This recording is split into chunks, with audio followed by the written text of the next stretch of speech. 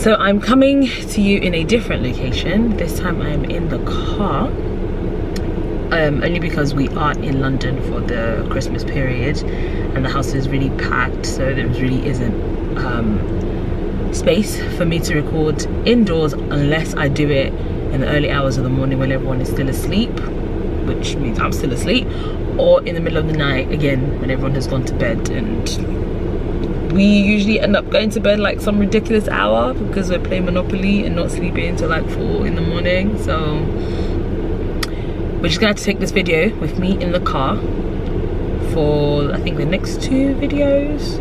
But yeah, I mean, I don't mind it, it's okay. It's the content that matters, right?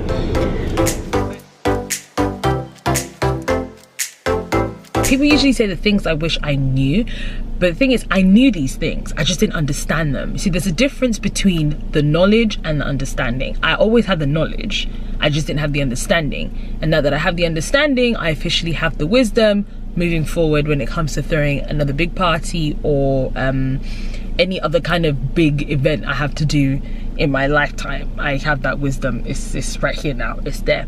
So I'm gonna give you 7 things that I wish I understood. I think this will help other brides out there as well, and then I'll give you 2 bonus tips at the end. Number 1, the word wedding is a taboo. I knew this. People told me this. People always said once you say wedding, everything is priced like 5 times higher. I don't know why I still kept doing it. I can't for the life of me get over the fact that I'd go to some like bakery or speak to someone on Instagram and say, yeah, it's for a wedding. No, babe, it's for a party. It's a party, not a wedding. The word wedding, it's like people hear wedding and they go crazy. It's daylight robbery, it's madness. For example, like, I didn't realize how expensive some things could be.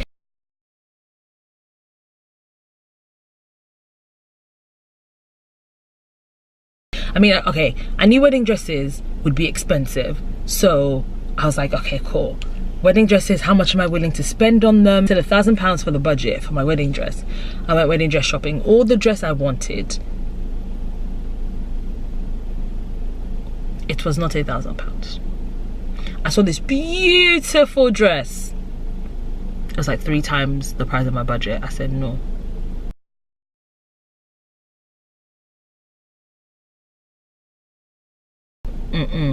It's not worth it at all. In the end, I ended up getting a dress that was less than my budget. I ended up buying like a plain kind of dress that was less than my budget and just bedazzled it into what I wanted. So the value of it is now the prices I wasn't willing to pay, but the actual price I paid was cheaper, if that makes sense. Yeah, you have to be smart about these things. But yeah, the word wedding is a taboo. I don't know why people go crazy over wedding, but it is a money-making industry. It's insane. It's just insane. Number 2, not everyone is for you. And this isn't about, oh, I made enemies, I made this, I made that. No, it's a lot of the times when it comes to planning your wedding, the more people who are involved, and I say this very, very carefully, the more people who are involved, the less people who have your interest at heart. And I know I'm probably going to rub a few people the wrong way, but one of the reasons we kept our planning circle very small is because we wanted people who had our best interest at heart. To this day, we still had people who were saying, oh, you didn't get me involved in your wedding. Sorry, it wasn't necessary. It really wasn't. Like, we kept the planning committee so small. I say committee, but the people who knew about the plans of the wedding were literally immediate family members and a few people like extended family members, but that was it. We wanted people who had our best interest at heart. Like, for me, I'm not sure if Babe went through this, but for me, on a personal level, I discovered so many people who were not for me in the planning of my wedding. Like, I promise you, there are friendships that I have said, do you know what, you end in 2018. Like, I can't take your negativity, I cannot take the way you just weren't weren't for me. Like it's so I'm trying to find the best way to explain it, because it wasn't about being at my beck and call. It wasn't about always asking me how the wedding process was going. You know, obviously that would have been good, but there were just behaviors and people's antics that I noticed, and I said no.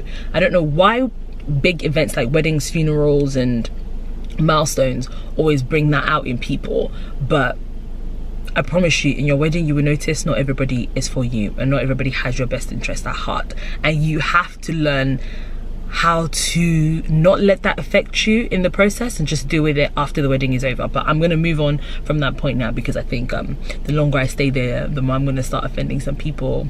And I'm trying to leave 2018 with a bang and less enemies, I guess. Number 3, know your costing. I had so many issues with this, and I'm going to use my bridesmaids as an example.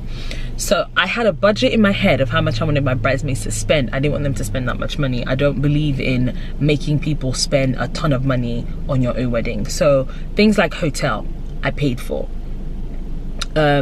Things like the earrings that I wanted them to wear, I bought that for them as a gift. So there were certain key things that I'd already paid for. So their dresses, I always knew I wasn't going to pay for that, but then I always knew it wasn't going to be a dumb price that my bridal party couldn't afford.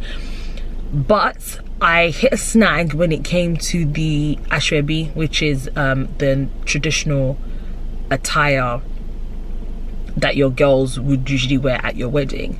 So I had set a budget for the bridesmaids at a certain price, only for me to find out by the time I was buying the material and trying to haggle with the ladies at the store, I couldn't get it for that price. It was a bit more expensive, but I couldn't now go back to my bridesmaids and say, oh, this is £20 more than you paid me originally, you need to pay me more. No. So know your costing if you don't want to end up covering a whole bunch of stuff for other people. Number 4, so when I wrote this one down, I put it down as issues will arise and you will get frustrated and most probably cry. I don't know why, and I don't know how they sometimes come about, but I have found, and people have said it to me, saying you will get so frustrated in this wedding planning. People you didn't know would annoy you.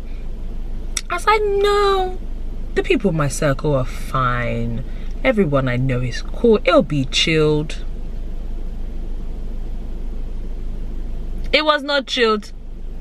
It was not chilled at all.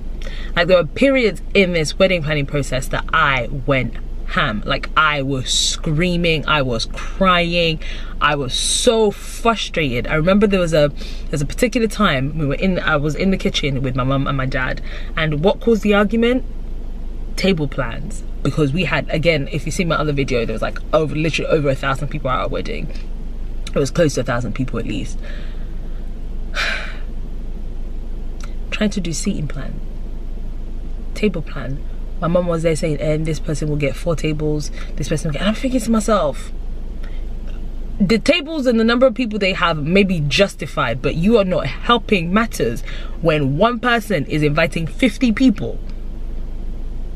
I get it, it's a family wedding, but it caused so much frustration. I still remember vividly getting up and saying to my mom, and I literally saying to my mom, so what are you trying to say? Like, I don't have a say in the number of people because I'm not paying for the majority of it. And she looked at me in anger. She said, yes, you don't have a say. And I stood from my chair and I was like, well, you can have the wedding and then you can get married if you want to. And I walked out and my dad was just like, okay then. No, but it was so bad. And I remember there was, at that time when I lost it was when I knew. And I think I called Babe and he was like, no, like, you can't be getting upset like that and stuff. I think I sat there and I was like, do you know what? I actually cannot come and die. So from that day on, I was hands off with the seating plan. Everything worked out well. But I was just like, I can't actually come and die. It's really not that deep. It's like a month, even less than that, to the wedding. I cannot come and die. So, yeah. I hands off. But yes, issues will arise and chances that you'll get frustrated, you'll cry, but it's then up to you to make the decision to say, do you know what, I cannot come and die. So you have to figure out the things that you want to just hands off on, or the things you want to be very particular about. Number 5 is to be organized. I knew this, but I wasn't. I tried very hard to be organized. A lot of people thought I was very organized, which I guess to a degree I was, but my problem was I had notes everywhere. I had one central point, which is this the wedding spreadsheet in terms of the costing, but everything else I needed to do, I just had notes everywhere, because I will forget my notebook at home because I was going to work, then I ended up writing it on my phone, but then I'd forget to transfer it into the notebook and all that kind of stuff. So I would always say be organized. It wasn't until I was in the thick of it, looking for notes I had written, looking for quotes I had written down, that I realized, yeah, okay, you baby girl, you needed to be organized. Like, your memory will fail you, so always write things down. Number 6 is to delegate wisely. Delegate wisely being the key word. And I'm so sorry to my sister, I love you from the depths of my soul, but she's not the one. She's really not the one to delegate to on certain things. Like, you need to know people's strengths and their weaknesses. My sister will come through for you, she will ride very hard for you, but to tell her to do something, it's like pulling tooth. Like, it's so frustrating. She'll get there eventually, but not without making you suffer and making you frustrated in the process. So delegate wisely. The things that you need done ASAP, don't give it to people who love to procrastinate, like my sister does, because it will get you frustrated, it will get you angry, you will start shouting and probably losing your hair or growing grey hair in the process. So delegate wisely. And number 7, health is wealth. I thought it was a joke when people were saying to me, oh, make sure you're always hydrated, make sure you eat regularly. Now, I'm not somebody who eats regularly, but during the wedding process, I wish I had. I would have been so sick most of the time. Like, I went through the wedding process and I could not count, I still cannot count the amount of headaches I had because I wasn't hydrated properly, because I was going from one place to the other. I was living on caffeine, I wasn't eating well, I wasn't eating right, I wasn't exercising. I now have the understanding and I now have the wisdom. I have gained the wisdom from that, and moving forward, don't play with your health. It's really not the one. And especially on the day of the wedding as well, when people say eat breakfast, they mean it, because chances are you're not going to eat again until they're serving at the they're serving food at the reception. Our engagement on the Thursday, before the event was over, we had the registry in the morning. I had like half a croissant. I was so nervous and I don't know why. So that happened, did the registry, went back to the hotel. Straight as I was getting to the hotel, my makeup artist for the traditional engagement was meeting me, so there wasn't even a break, there was no time to eat. I was forgetting to stay hydrated, doing my makeup, and then you had to tie the head tie that hurts and gives you the worst headache of your existence. By the time the engagement was over, I had the worst migraine of my life, and I usually get migraines. I was in my cousin's car, who's my maid of honor, like almost passed out. I got to the hotel and I promise you I threw up and slept. That Friday, best believe I ate at every single point. I drank water every single chance I got. I was not taking the risk for Saturday. Health is wealth. Stay on top of it and you wouldn't have to end up half passed out in your maid of honor's car because you can't function, because you have a migraine. So health is wealth. Exercise leading up to your wedding if you can. I'm not talking about, it's not to, you know, have the washboard abs and lose weight. I mean, if that's your goal, that's fine. But exercise, take a walk, just be rejuvenated. I understood it, I got it, and now I have the wisdom. So now I have the knowledge, wisdom, and the understanding of all these things. But I'm never getting married again, so they do say hindsight is the best teacher, so I'm passing on the knowledge as best as I can. Take it or leave it, but I suggest you take it. I wish I had taken it, but yeah, they were great. So let's recap. Number 1, again, I've got my trusted notebook in it. Memories fail you. Anyways, number 1, wedding is a taboo. The word wedding is a taboo. Number 2, not everyone is going to be for you. Number 3, Know your costs. Number 4, issues will arise. You will get frustrated and chances are you will cry. You may even punch somebody, but try not to. Number 5, be organized. Number 6, delegate wisely. And number 7, your health is important. So tips on the day: take in every single moment. People always say that. Again, I wish I had understood it, because as I sit here today, there are parts of the wedding that there's a part of me sometimes that feels like I was not present at my wedding.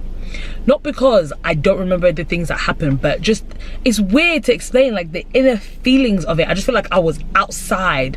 I was having an out of body experience for a lot of the time. There was so much going on. I was trying to be a part of everything. It's just all, it's madness. There are times when I sit and I think, damn, I wish I could go back and really like soak in certain moments. And if I could go back, one thing I would do is try and see more people. Again, that was not, it was difficult with so many people. But I think in going back, I'd want to take in the moment with other people as opposed to just my husband and the people who are on the dance floor and things like that. So definitely tip on the day, taking the moment, taking as much of the moment as possible. Don't worry about whether food is being served somewhere. Don't worry about whether, you know, kids were brought to your wedding when they weren't invited. Right. Don't worry about what's going on. Definitely don't worry about the people who are fighting outside. I got wind of that, people. I got wind of that, but I decided not to worry about it. So things like that, little things like that, don't worry about them. And then second tip I'd like to give is leading up to the wedding, remember what is important. Always remember what the end game and the end goal is. The end game is for you to be married to the person you love wholeheartedly, and to have a marriage and to start a family together, start a life together. That is what is important. It got to a point in the wedding process, the whole planning process, where I remember Babe said to me, we got into what, okay, let me start from top. One of the thing is, I had said to myself going into the wedding process, the minute I knew, you know, we were engaged, we picked a date, everything was happening, I had said to myself, one thing I definitely will not do in the process of this wedding is fight with him. I didn't want to. I didn't want to get into a fight with him. I didn't want to get into an argument with him. It's okay to disagree on certain points because you're different people, but I made a promise to myself that it wasn't going to be something that would escalate. It wasn't something that we would not talk for days on end, because it didn't matter. Like, I couldn't fight him on venue. I wasn't going to fight him on dresses or tuxes or colors, like, and then not talk to him for days. It made no sense. That was not what was important. So I remember, I don't know what the argument was, and I just remember sitting there thinking, this is not what it's about. I'm really not about to start fighting him because of something that's not important. So remember what is important. The two of you who are getting married, that's what's important. The commitment you're making to each other, that is what is important. The life you want to start together, that is what is important. Not the guest list, not the food, not whether or not your picture is going to be in the program or not. Okay? That was a shot at my husband. He understands. But yeah, so definitely remember what is important. It's the two of you, and I'm so happy.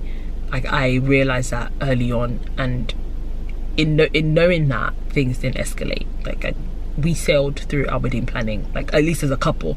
With other people, I definitely fought them, but as a couple, we definitely scaled through the wedding process easily.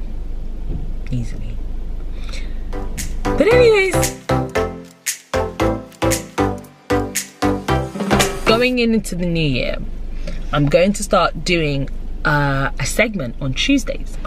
It was originally titled Tuesday Truths. It still is, #Tuesday Truths.